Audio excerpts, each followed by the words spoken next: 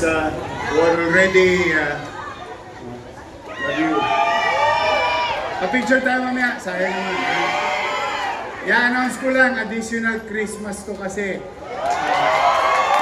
Yung model unit ay i-award natin kay Lea Arcilia. 38 years in government service. Wala ka ng toskas. Damit na lang ang dadali mo. I'm happy for you. Magsimba ka mamaya. Pasalamat ka sa Diyos. So muli,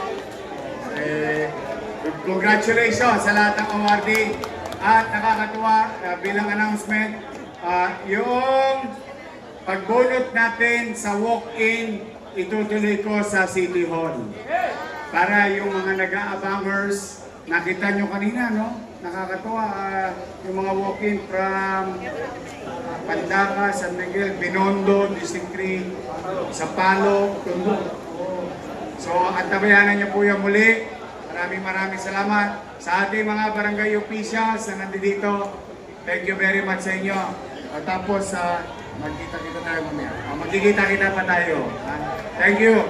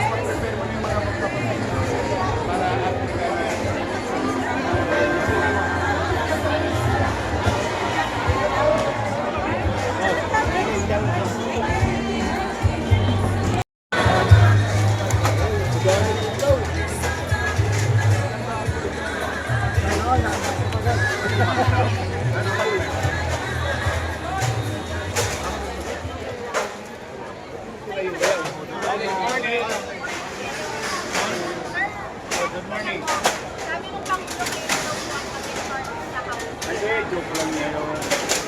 Ano lang yan, biro lang yan. I'm happy and honored that the national government, particularly the office of the president, inaugurated and saw what local government can do with regard to Manila in city vertical housing. Na ano kasi siya, na gulat may swimming pool, may health center, 2-bedroom, and so on and so forth. So, I'm really happy that the President is inspired about the situation. At share ko na rin, ang sabi na, dapat ganito pinagagawa natin. Medyo malaki. Anong word niya is livable space. That's the exact word of the President. So, joke lang niya yun, pero we'll be happy to share the idea when it is horizontal housing, which nakita niya sa Paseco, or vertical housing, which is yung mga nabanggit na.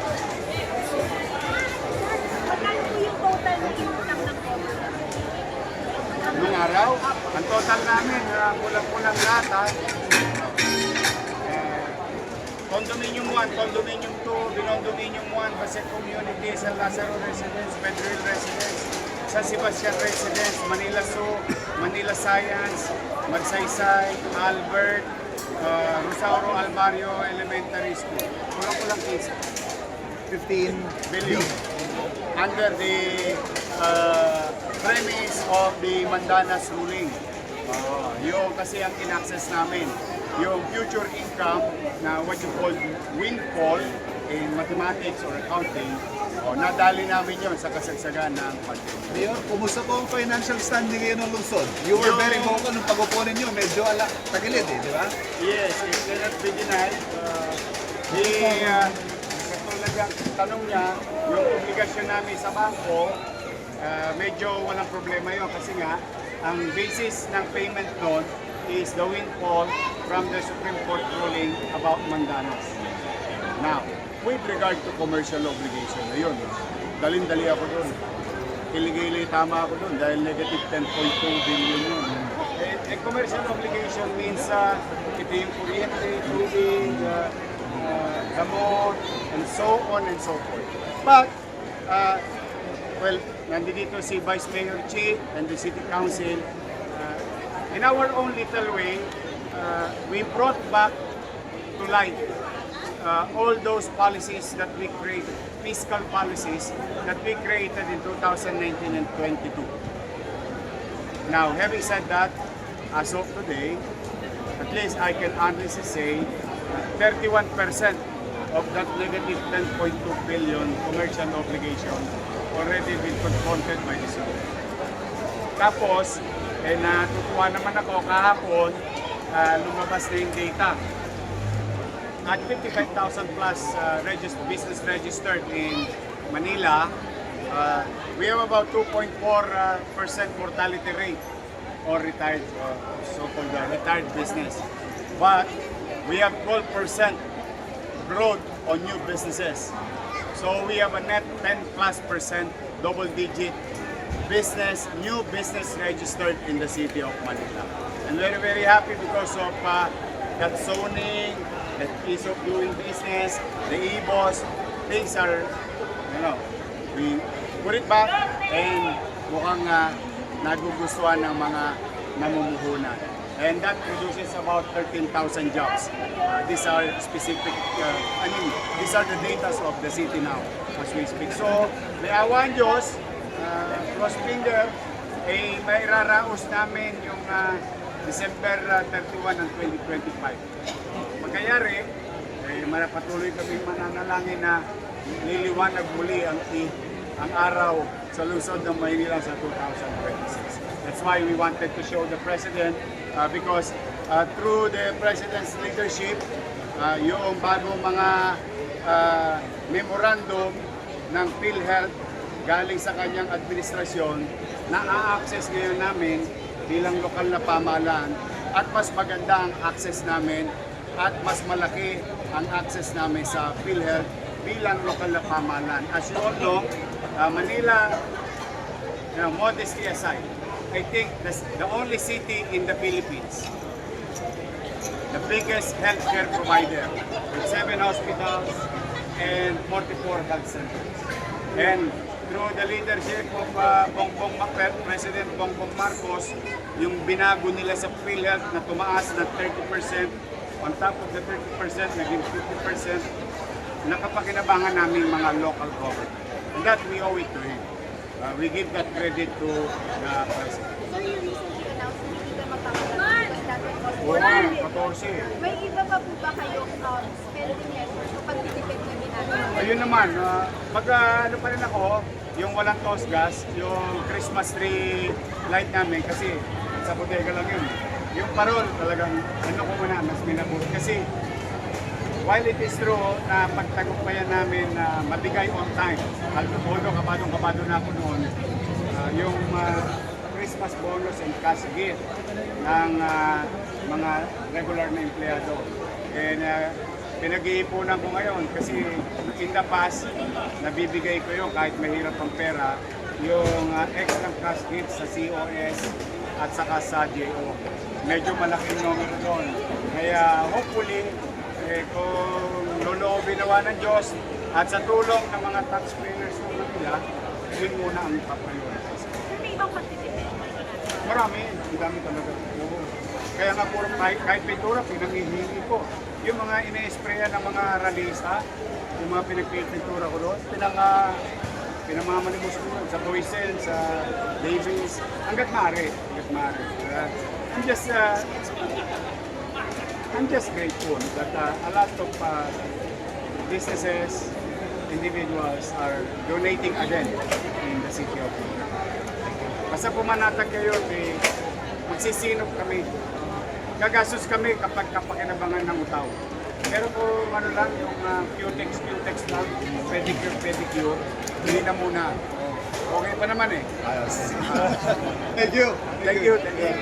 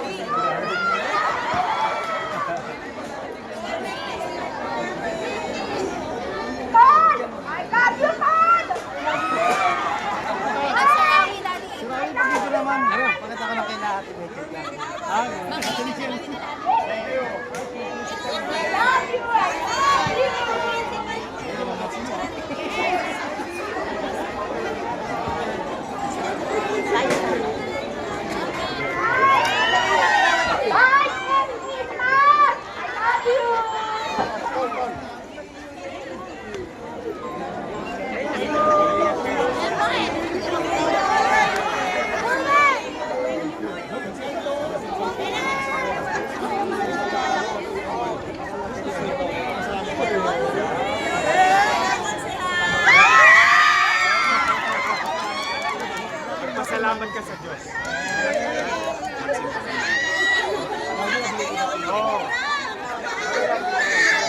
Tama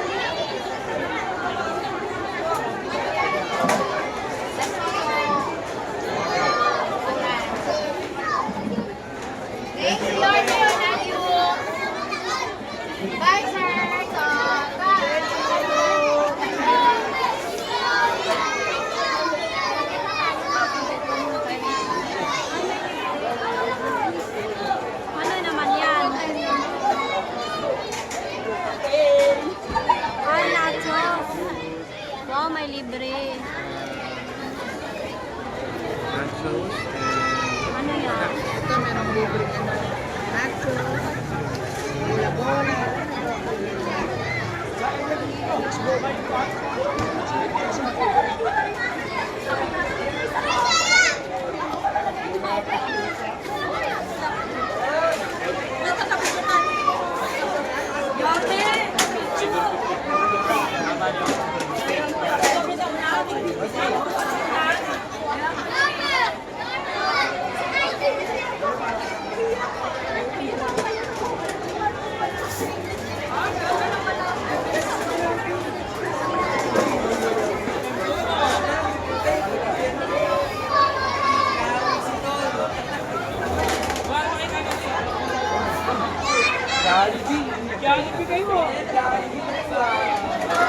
May Jollibee dito ha.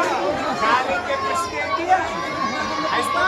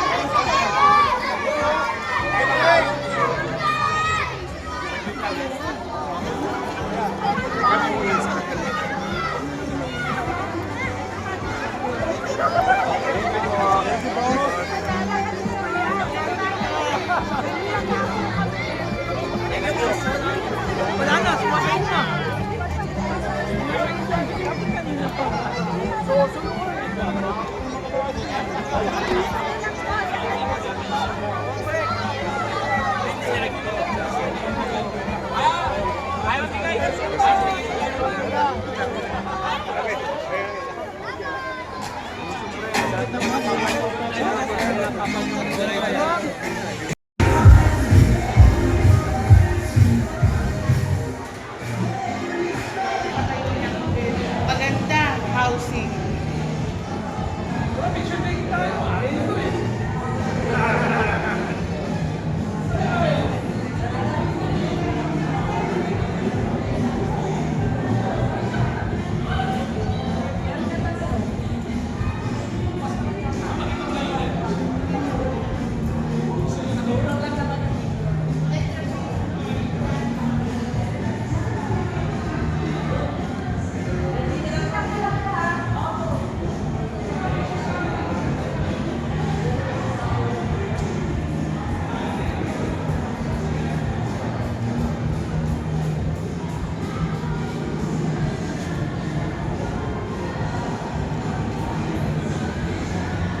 So ayan, grabe napakaganda naman itong San Lazaro Residence. Ayan, may PhilHealth na.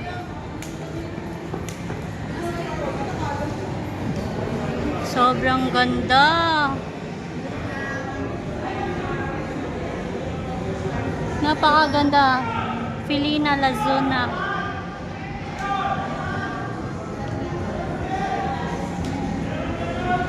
Pasok tayo dito. Oh, wow.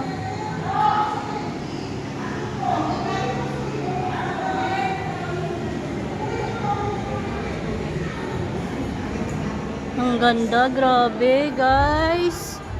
Sino nandyan sa ating live?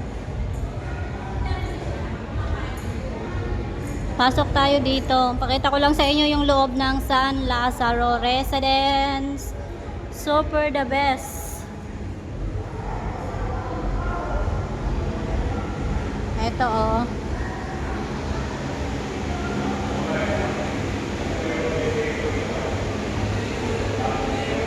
Oh, grabe, the best.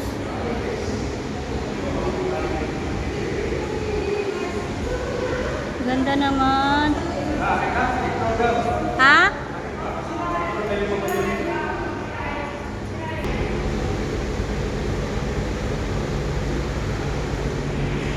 Second floor po ito. Punta tayo sa model unit, 5th floor. Alright. Ito na tayo. Thank you, sir.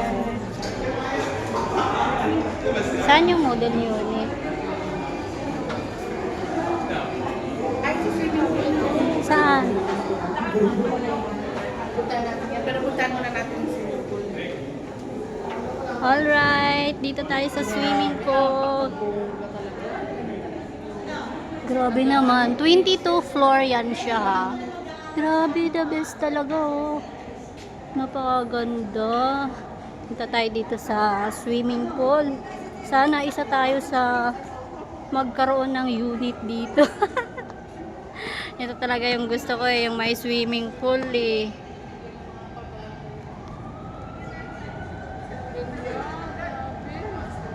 Sarap naman mag-swimming dito.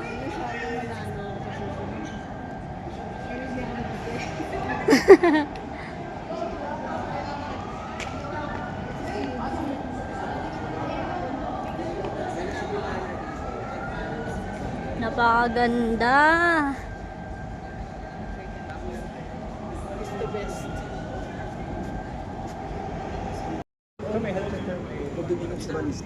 Maganda. Pero ito lang talaga yung ina-numberize natin. Number 1. Ilang unit nga po ba ito? Ano po? 382. Ang microwave ay Ang dami pala. 290. Yeah. 290. Bukas na po. Na inaborate niya yun, pero makakaroon na. I don't think kung tutuloy yung final. Ano po? 42 square meters. 2 bedrooms. And then, ang opportunist. Usually, malaki. Ano po? Yung model unit. Model unit lang. Hello po. So yan ma'am, payagan nyo na ba kami na masilip namin yun? Dahil kami po ay maingay sa social media. Thank you po. Dito ma'am. Okay. Kayo pa si Si Ma'am Faith ay Medical technologies po sa public health. Kailan wala pa po mga equipment? uy, parang gusto ko magpagamot dito. Aray! Ito si Ma'am Faith. Okay, Sige tara po. na guys, model house tayo. Salamat, ma'am. Thank you Ma'am Faith. Sir. Punta tayo next, model house.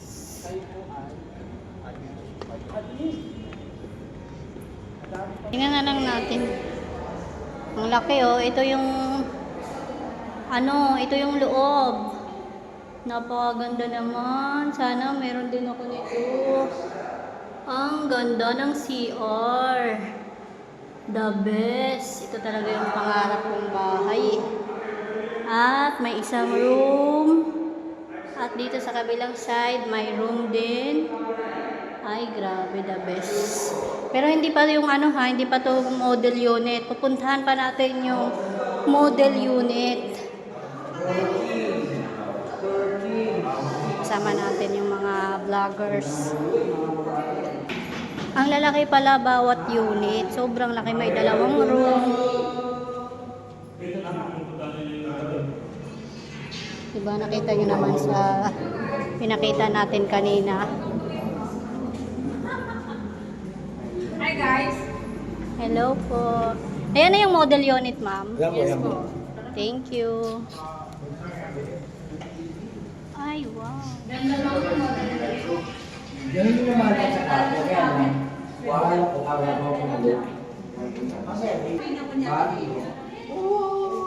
Sobrang ganda. Yan.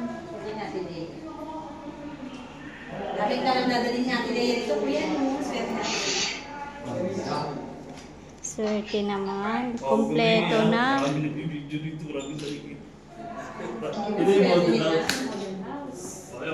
Ang swerte ng nakakuha nito.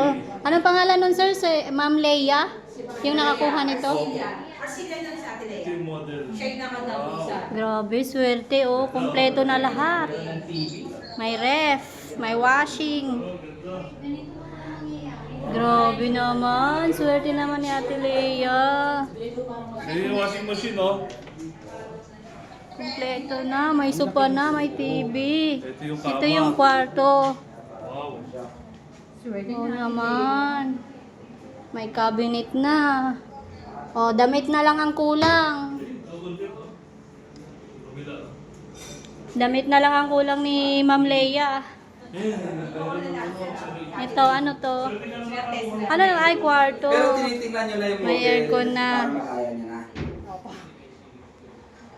Damit na lang kulang ni ano? Taray. Damit kasi meron na siyang Pero apartment. yung aircon parang 1 horsepower din, no? 1 Kuya Ryan, no? Kaya yun lang natin.